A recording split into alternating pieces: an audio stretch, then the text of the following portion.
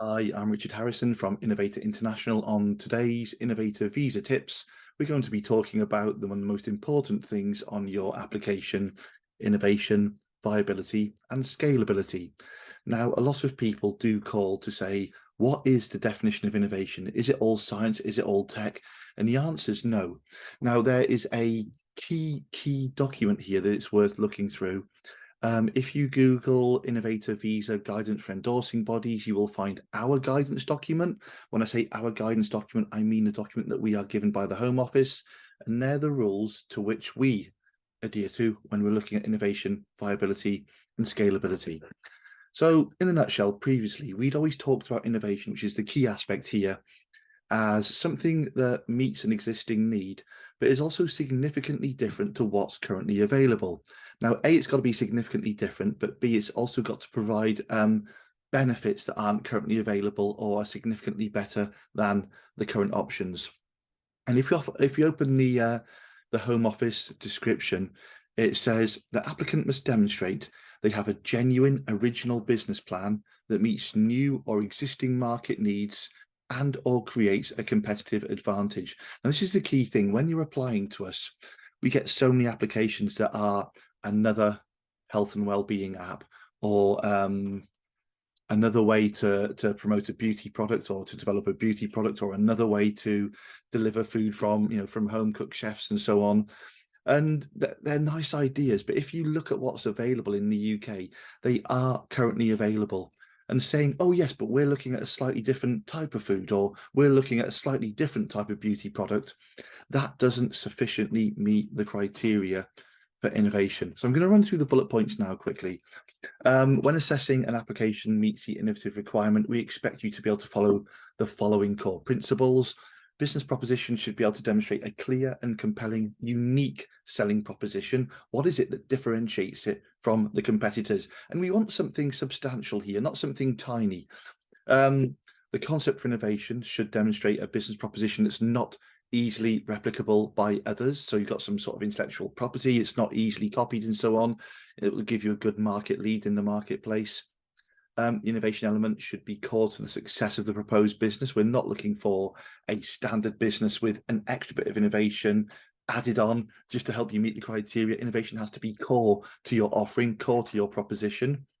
And again, business plan proposals that should not be considered include where the innovation element is largely outsourced to a third-party provider.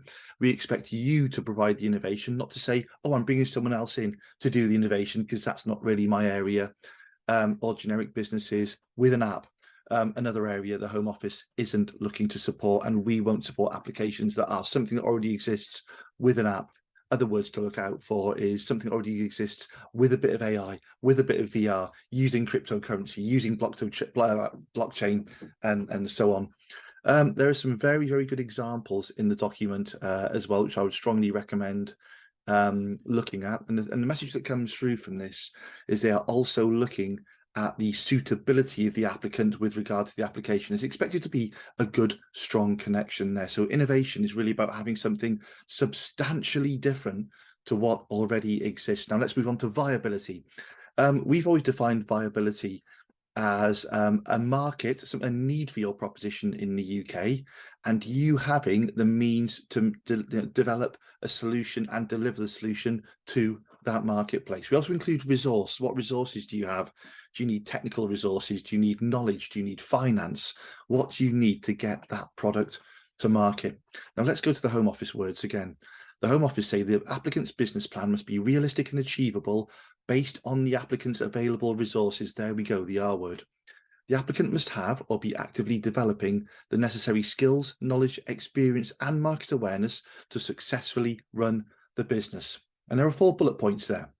Do you have sufficient funds to deliver the proposed business?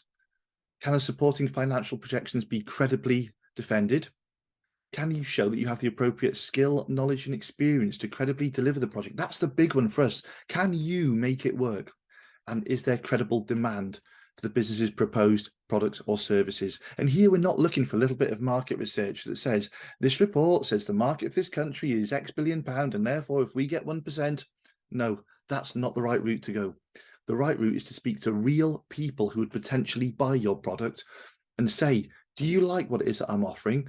Would you pay for what it is that I'm offering? What would you pay for what it is that I'm offering? And do some genuine client-based market research, not internet-based research. I don't buy someone saying, well, I'm based in country X and therefore I don't have access to that marketplace. You do. We all have phones. We all have LinkedIn. We all have social media. We all have the internet. We all have email. We can contact people to make sure there's a market for our product. If there's not, you'll come to the UK, if you get your endorsement, start this business, and it will fail. And if it fails, you will lose your endorsement and lose your business. So it's so important to make sure your business is viable.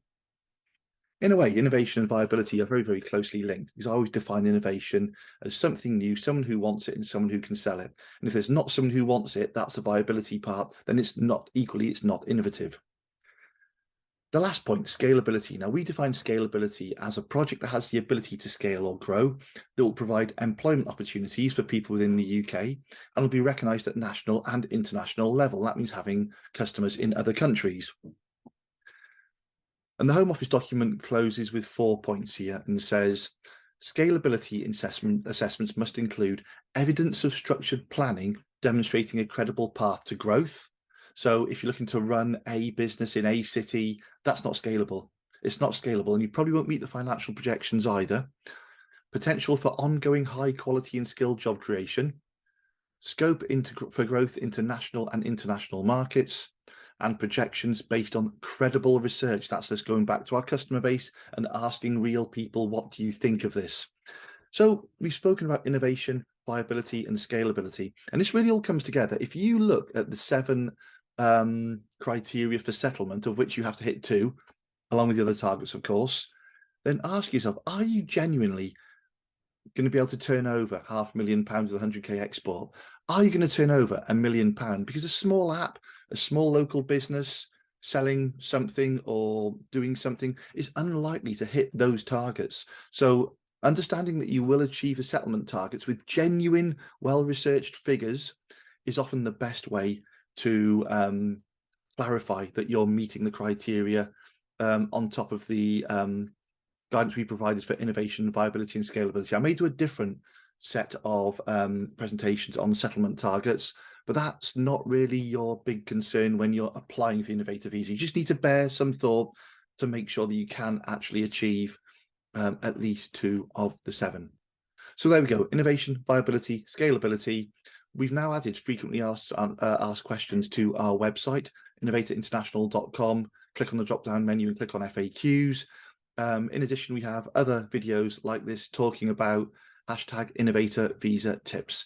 Many, many thanks for your time. Please do ask me if you have any questions at all, but equally appreciate I can't give guidance on any specific application that is not permitted under this route. Thanks for your time.